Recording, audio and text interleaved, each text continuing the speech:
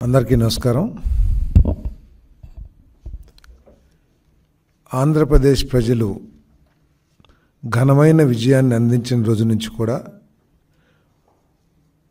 గౌరవ ముఖ్యమంత్రి చంద్రబాబు నాయుడు గారు, లోకేష్ గారు, పవన్ కళ్యాణ్ గారు చెప్పేది ఒకటే విషయం. మనకి ప్రజలు చరిత్రలో ఎన్నడూ లేని విధంగా విజయాన్ని అందించారు. దీన్ని ఒక బాధ్యతగా తీసుకుని ఈ రాష్ట్ర అభివృద్ధి కోసం, రాష్ట్ర ప్రజల భవిష్యత్తు కోసం అందరం కష్టపడదాం. అంతేగాని రాజకీయ కక్షలకు కానీ, పొలిటికల్ విక్టిమైజేషన్ కానీ చేసే ఆలోచనతో పని చేయవద్దు. అందరం అనేక సందర్భాల్లో గత ప్రభుత్వం ద్వారా ఇబ్బంది పడ్డ వాళ్ళమే చట్ట వ్యతిరేకంగా. అయినా కూడా దాన్ని దృష్టిలో పెట్టుకోకుండా మన లక్ష్యం ఈ రాష్ట్రం అభివృద్ధి, ప్రజల భవిష్యత్తు, ప్రజల సంక్షేమం అని పదే పదే చెప్తూ వస్తూ ఉన్నారు. కానీ ప్రతిపక్షం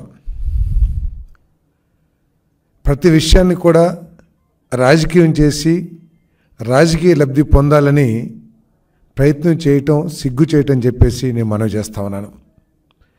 విషయం లేని విషయాలు కూడా, ఎటువంటి సబ్స్టెన్స్ లేని విషయాలను కూడా రాజకీయ ప్రచారం కల్పించి ప్రభుత్వం మీద బురదజల్లటానికి ప్రయత్నం చేయటం చాలా శోచనీయం అని చెప్పేసి మనం చేస్తా ఉన్నాను.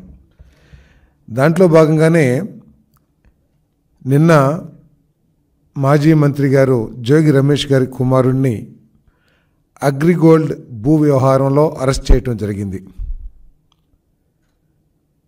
ఆ విషయంలో సబ్జెక్ట్ మీద స్పందించుకోకుండా, జరిగిన తప్పొప్పుల మీద స్పందించుకోకుండా, ఇదేదో రాజకీయ కక్షతో చేస్తున్నారు, ఆ రోజు చంద్రబాబు నాయుడు గారి ఇంటి మీద దాడికి వెళ్ళినందుకు చేస్తున్నారు అని వక్రీకరించడానికి, ప్రజల దృష్టిని మరల్చడానికి ప్రయత్నం చేయటం శోచనీయం అని చెప్పేసి మనం చేస్తా ఉన్నాను.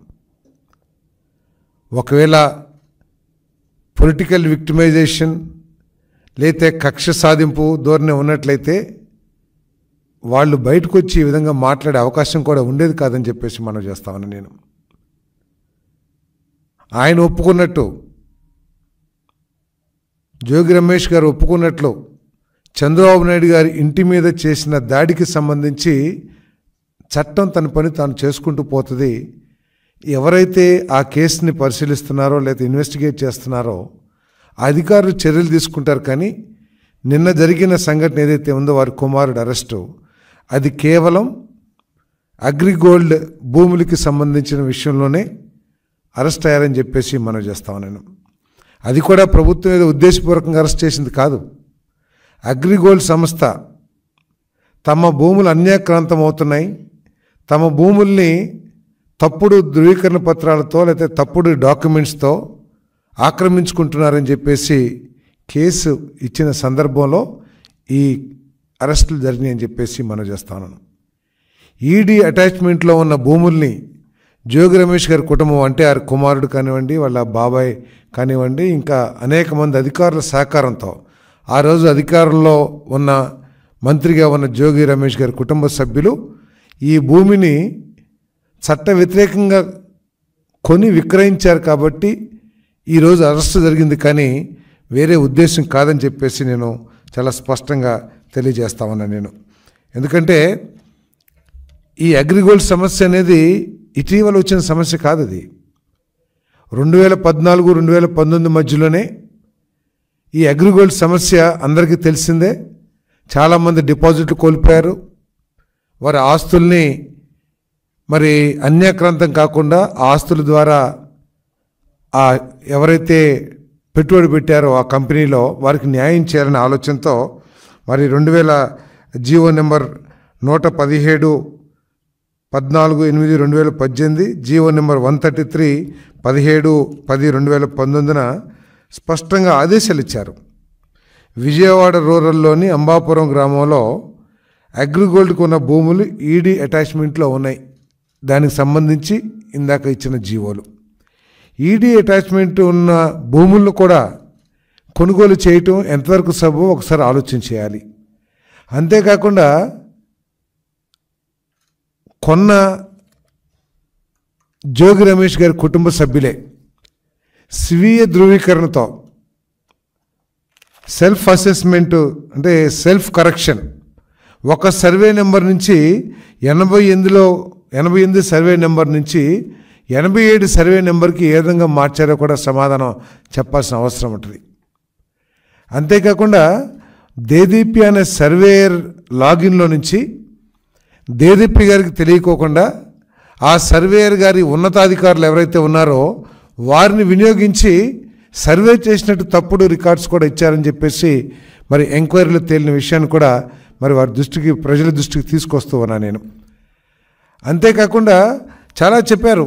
చుట్టుపక్కల 87 సర్వే నెంబర్ చుట్టుపక్కల ఉన్న రైతులను కూడా మేము పిలిచి సర్వే చేసేటప్పుడు వారిని పిలిచి వారితో కూడా వారి స్టేట్మెంట్స్ కూడా తీసుకున్నామని, అసలు వారికి ఎవరికి స్టేట్మెంట్ మన నోటీస్ ఇవ్వలేదని, వారు ఎటువంటి స్టేట్మెంట్లు ఇవ్వలేదని, తర్వాత ఆ సర్వే నెంబర్ పక్కన వారికి భూములు లేవని కూడా వాళ్ళు స్పష్టంగా తెలియజేసినట్టు మా దృష్టికి వచ్చిందని చెప్పేసి మనం చేస్తాను.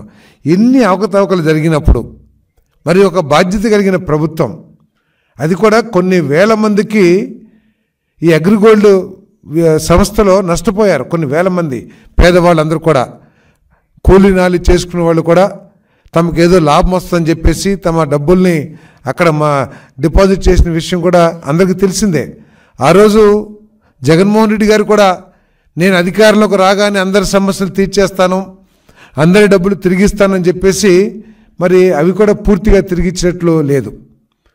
మరి ఆయన అధికారంలో ఉన్నప్పుడే ఇటువంటి సమస్యలన్నింటినీ పరిష్కరించినట్లయితే ఇటువంటి సమస్యలు ఉత్పన్నమయ్యే కాదు.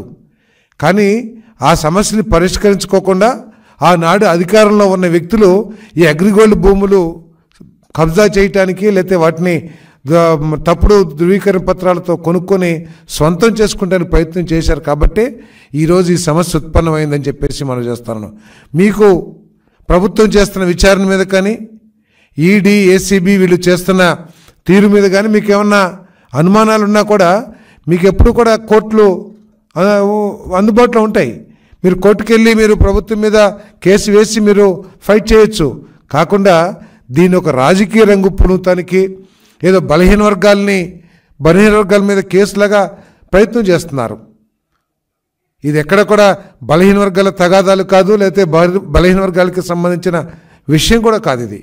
ఇది అగ్రిగోల్డ్కి సంబంధించిన ఆస్తులు, ఈడీ అటాచ్మెంట్లో ఉన్న ఆస్తుల్ని ఒక తప్పుడు ధృవీకరణ పత్రాలు కానివ్వండి, లేకపోతే తప్పుడు రిపోర్ట్స్ ద్వారా కానివ్వండి, తప్పుడు సర్వే రిపోర్ట్స్ కానివ్వండి, లేకపోతే రికార్డ్స్ తారుమారు చేసి కానివ్వండి, స్వాధీనం చేసుకుంటానికి చేసిన ప్రయత్నంలో భాగంగానే ఈరోజు కేసు జరిగిందని చెప్పేసి మనం చేస్తాను. దయచేసి దీనికి కులం రంగు, వర్గం రంగు, రాజకీయ రంగు పొలవాల్సిన అవసరం లేదు. ఒకవేళ తప్పు కాదంటే మీరు కోర్టులో మీరు ఫైట్ చేసుకోవచ్చు, మీ సచ్ఛీలతని నిరూపించుకోవచ్చు అని చెప్పేసి కూడా మనం చేస్తూ మరి ఈరోజు 15వ తారీఖున ఆగస్టు 15వ తారీఖున ఒక అద్భుతమైన కార్యక్రమం, ఒక పుణ్యమైన కార్యక్రమం, అన్నదాన కార్యక్రమం చేయబోతున్నామని చెప్పేసి మనం చేస్తా ఉన్నాం. అంటే తక్కువ ధరకే పేదవాళ్ళ కడుపు నింపాలి అనే ఆలోచనతో మరి అన్న క్యాంటీన్ని ప్రారంభించే కార్యక్రమం చేయబోతా ఉన్నాం. దానికి మంగమ్మ గారు అనే పేరు కూడా మార్చినట్లున్నారు.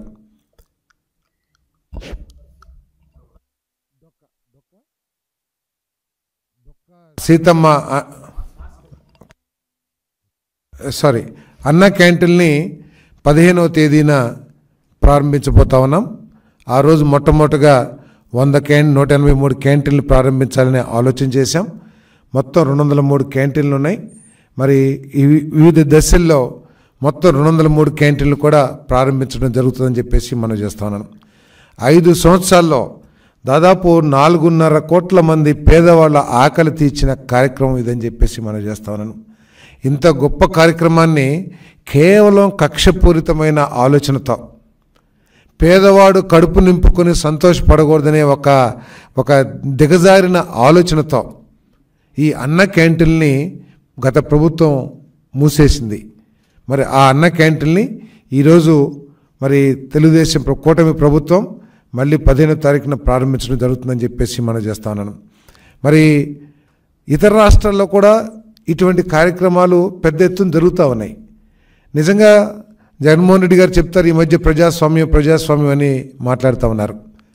కక్ష ఏదో తెలుగుదేశం పార్టీ కక్షపూరితంగా వ్యవహరిస్తుందని చెప్పేసి. ఈయన ప్రతి విషయంలో కూడా గత ప్రభుత్వంలో ప్రతి విషయం కూడా కక్షపూరితంగానే నిర్ణయాలు జరిగినాయని అనటానికి ఈ అన్నా క్యాంటీన్ రద్దు కూడా ఒకటని చెప్పేసి మనం చేస్తున్నాను. మన తమిళనాడులో కూడా అమ్మ క్యాంటీన్లు అని చెప్పేసి అక్కడ కూడా పేదవాళ్ళకి కడుపు నింపే కార్యక్రమం చేస్తూ ఉన్నారు. మరి తర్వాత అధికారంలోకి వచ్చిన స్టాలిన్ గారు ఎక్కడ కూడా రాజకీయ కక్షతో కానీ లేతే వేరే వాళ్ళ పేర్లు ఉండకూడదు, నా పేర్లే ఉండాలనే ఆలోచనతో ఎక్కడ కూడా ఆ క్యాంటీన్లు రద్దు చేస్తాం కానీ లేదు ఆ క్యాంటీన్ పేరు అమ్మ క్యాంటీన్ అనే పేరుని మారుస్తాను కానీ ప్రయత్నం చేయలేదనే విషయాన్ని గుర్తించాల్సిన అవసరం ఉందని చెప్పేసి మనం చేస్తాను. కేవలం ఒక కక్షపూరితమైన ఆలోచనతో మరి ఈ కార్యక్రమాలని మరి అంతేకాకుండా 5 రూపాయలకి పేదవాడికి భోజనం అందిస్తుంటే దాంట్లో కూడా ఏదో అవినీతి జరిగింది, కోట్లు తినేశారు అని ప్రచారం చేయటానికి సాక్షి పత్రిక ద్వారా ప్రయత్నం చేయటం మరి శోచనీయం అని చెప్పేసి కూడా ఈ సందర్భంగా నేను తెలియజేస్తా ఉన్నాను. మరి 2019 నుంచి కక్షపూరితంగా ఈ రద్దు చేసిన అన్నా క్యాంటీన్ల స్థానంలో అనేక మంది తెలుగుదేశం నాయకులు వారి స్వంత ఖర్చులతో ఈ క్యాంటీన్లు కూడా నిర్వహించడం అభినందనీయం అని చెప్పేసి కూడా ఈ సందర్భంగా తెలియజేస్తూ మరి తప్పుకోకుండా ఒకరోజు నా నియోజకవర్గంలో ఒకరోజు భోజనాన్ని నా సొంత ఖర్చులతో నూజివీడు నియోజకవర్గంలో నిర్వహిస్తా అని చెప్పేసి కూడా నేను ఈ సందర్భంగా తెలియజేస్తున్నాను. ఎందుకంటే ప్రతి సిటీలో కూడా చుట్టుపక్కల గ్రామాల నుంచి తమ అవసరాల కోసం బస్సుల్లో వచ్చి వారి కార్యక్రమాలు పూర్తి చేసుకుని సాయంత్రం తిరిగి వెళ్తూ ఉంటారు కొన్ని వేల మంది లక్షల మంది రాష్ట్రంలో. వారందరూ కూడా పేదవాళ్ళు హోటల్స్కి వెళ్ళి భోజనం చేయాలంటే కనీసం 100 రూపాయలు లేనిదే కడుపు నిండే పరిస్థితి ఈరోజు సిటీస్లో టౌన్స్లో లేవు. మరి అటువంటి పరిస్థితుల్లో పరిశుభ్రమైన వాతావరణంలో మంచి క్వాలిటీ భోజనం ఒక ఉన్నత స్థాయి సంస్థలు ప్రిపేర్ చేసిన భోజనాన్ని ప్రజలకు అందించటం చాలా గొప్ప కార్యక్రమంగా నేను భావిస్తూ ఉన్నాను. మరి దీన్ని ప్రతి ఒక్కళ్ళు కూడా ఆశీర్వదించాలి, ప్రతి వాళ్ళు కూడా తమ వంతు సహాయ సహకారాన్ని అందించడానికి ప్రయత్నం చేయాలని చెప్పి కూడా నేను ఈ సందర్భంగా మనవి చేస్తూ ఉన్నాను.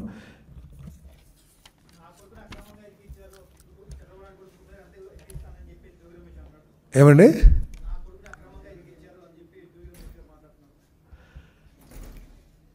కొడుకు మీద ప్రేమ ఉండటం తప్పని నేను చెప్పను కానీ అక్రమంగా కాదని మాత్రం చాలా స్పష్టంగా చెప్పగలను. నేను అక్రమంగా కాదని చెప్పేసి మాత్రం చాలా స్పష్టంగా చెప్పగలను.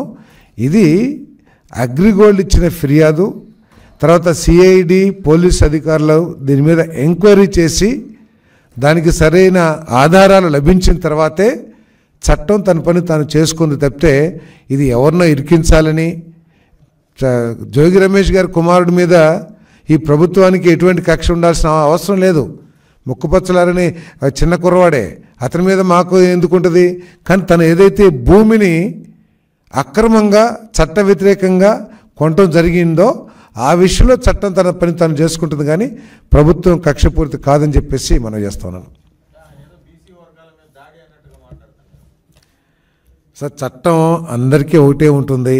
తప్పు చేసినప్పుడు అందరూ కూడా ఆ చట్టానికి లోబడి శిక్షకు గురవ్వాల్సి వస్తుంది, లేకపోతే శిక్ష నుంచి బయటపడాల్సిన అవసరం ఉంటుంది. ఆ చట్టానికి లోబడే తప్పితే ఇతను బీసీ కాబట్టి ఈ చట్టం, ఇతను ఓసీ కాబట్టి ఈ చట్టం. కాకపోతే నేను ముందే చెప్పాను, చంద్రబాబు నాయుడు గారు, లోకేష్ గారు, పవన్ కళ్యాణ్ గారు మొట్టమొదటి రోజు నుంచి కూడా మా అందరికీ తెలుగుదేశం కేడర్కి కానివ్వండి, తెలుగుదేశం నాయకులకు కానీ స్పష్టమైన సూచనలు ఏం చేస్తున్నారంటే మనకి విక్టిమైజేషన్ వద్దు, పొలిటికల్ విక్టిమైజేషన్ వద్దు. మనందరం కూడా గత ప్రభుత్వ అన్యాయమైన చర్యల మూలంగా చట్ట వ్యతిరేకమైన చర్యల మూలంగా మనందరం కూడా ఇబ్బంది పడిన వాళ్ళమే. కానీ దాన్ని దృష్టిలో పెట్టుకుని మనం కక్ష సాధించాలనే ఆలోచనతో పనిచేయొద్దు. మనకి అమోఘమైన అద్వితీయమైన చరిత్రలో ఎన్నడూ లేని విజయాన్ని ప్రజలు మనకి ఆశీర్వాదంతో అందించారు. కాబట్టి మనం వారి ఆశల్ని ఆశయాల్ని పూర్తి చేయడానికే మనం ప్రయత్నం చేద్దామని చెప్పేసి మొట్టమొదటి నుంచి కూడా చెప్తున్నారని చెప్పేసి మీకు మనం చేస్తున్నాను.